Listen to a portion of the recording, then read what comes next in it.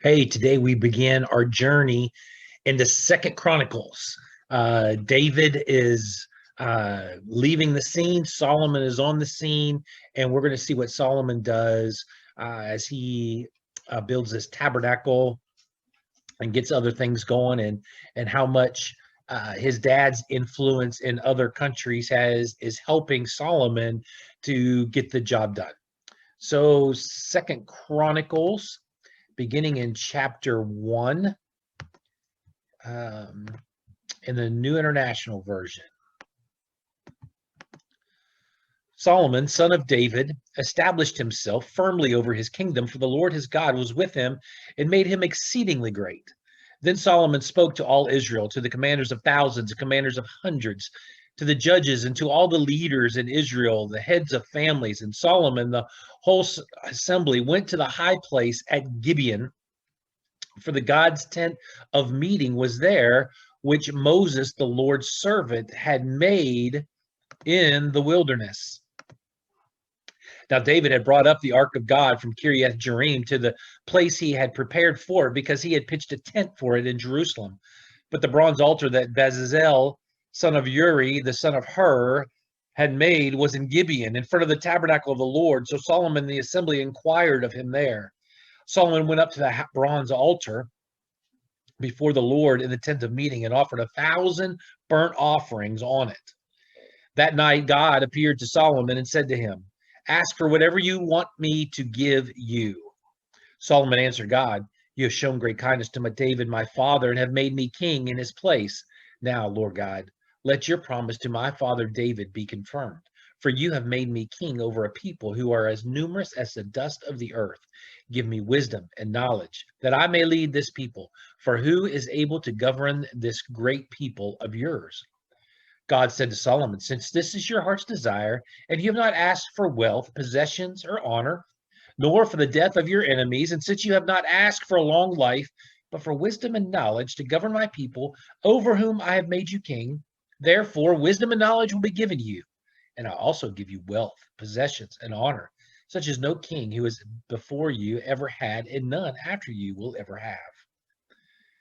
Then Solomon went to Jerusalem from the high place at Gibeon, from before the tent of meeting, and he reigned over Israel. Solomon accumulated chariots and horses. He had 1,400 chariots and 12,000 horses, which he kept in the chariot cities, and also with him in Jerusalem. The king made silver and gold as common in Jerusalem as stones, and cedar as plentiful as sycamore fig trees in the foothills. Solomon's horses were imported from Egypt and from Kew. The royal merchants purchased them from Kew at the current price, and they imported a chariot from Egypt for 600 shekels of silver and a horse for 150. They also exported them to all the kings of the Hittites and the Arameans. Solomon gave orders to build a temple for the name of the Lord in the royal palace for himself. He conscripted 70,000 men as carriers and 80,000 as stonecutters in the hills, and 3,600 as foremen over them. Solomon sent this message to Hiram, king of Tyre: "Send me cedar logs as you did for my father David when you sent him cedar to build a palace to live in. Now I am about to build a temple for the name of the Lord my God, and to dedicate it to him, for burning fragrant incense before him, for setting out the consecrated bread regularly, and for making burnt offerings every morning and evening, and on the Sabbath, and at the new moons, and the appointed festivals for the Lord our God. This is a lasting ordinance for Israel. The temple I am going to build will be great, because our God is greater than all other gods. But who is able to build a temple for him, since the heavens, even the highest heavens, cannot contain him? Who then am I to build a temple for him, except as a place to burn sacrifices before him? Send me therefore a man skilled to work in gold and silver, bronze and iron, and in purple, crimson, and blue yarn, and experienced in the art of engraving, to work in Judah and Jerusalem with my skilled workers, whom my father provided. Send me also cedar, juniper, and algum logs from Lebanon, for I know that your servants are skilled at cutting limp timber there. My servants will work with yours to provide me with plenty of lumber, because the temple I build must be large and magnificent. I will give your servants, the woodsmen who cut the temple timber, 20,000 cores of ground wheat, 20,000 cores of barley, 20,000 baths of wine, 20,000 baths of olive oil. Hiram, king of Tyre, replied by letter to Solomon, because the Lord loves his people, he has made you their king. And Hiram added, praise be to the Lord, the God of Israel, who made heaven and earth. He has given King David a wise son, endowed with intelligence and discernment, who will build a temple for the Lord and a palace for himself.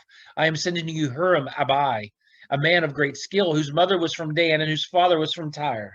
He is trained to work in gold and silver, bronze and iron, stone and wood, and with purple and blue and crimson yarn and fine linen. He's experienced in all kinds of engraving and can execute any design given to him. He will work with your skilled workers and with those of my lord, David, your father. Now let my lord send his servants the wheat and barley and olive oil and wine he promised, and we will cut all the logs from Lebanon that you need and will float them as rafts by sea down to Joppa. You can then take them up to Jerusalem. Solomon took a census of all the foreigners residing in Israel after the census his father David had taken, and they were found to be 153,600. And he assigned 70 of them to be carriers and 80,000 to be stone cutters in the hills, with 3,600 foremen over them to keep the people working. Before we talk about anything, I want to show you King Hiram. This is a sarcophagus that is in the museum in Lebanon that has the name of King Hiram on it. So just a historical relic there that we can see that it was during the time of Solomon. And so their records are still there. It even talks about his knowledge and ability with working with wood and how his people were able to do that.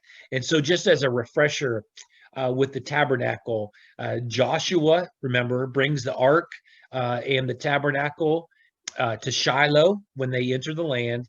Then while Eli is the prophet, the ark is captured and the tabernacle is wrecked. Then the ark is moved to Kiriath Jearim. Saul restores the tabernacle at Nob. And then Saul moves the tabernacle to Gibeon. And then David brings the ark to Jerusalem and has that temporary tent that he builds. So that's kind of how everything is flowing with the tabernacle as Solomon is getting ready to build. Now, I just want to cover one more thing, and it's really important for us to realize because it's still true for us today. Everything Solomon is doing seems so fabulous, but he makes one error in a decision. I forgot the verse. I don't have it with me, but God said, "Don't get horses." I don't know why, but God just told they had a rule, the Israelites, don't get horses. And so you think, horses, who cares about horses? Who cares about chariots and all that kind of stuff? And so Solomon's thinking probably, who cares about horses? And so he gets all these horses from Egypt. No big deal, right? Who cares?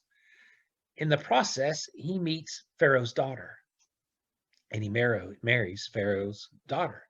God said, don't marry outside of the people of Israel.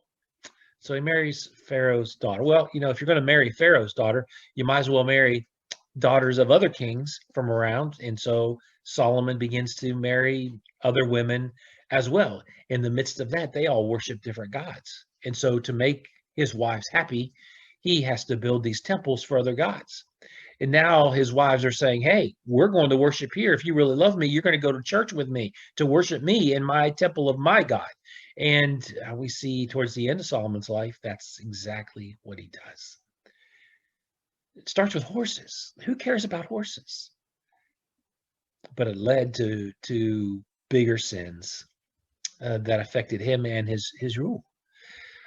We might say things to ourselves to justify. It's just this. It's just that. It's not a big deal. And we don't see the future. And we don't see what that door opens that causes us to struggle even more.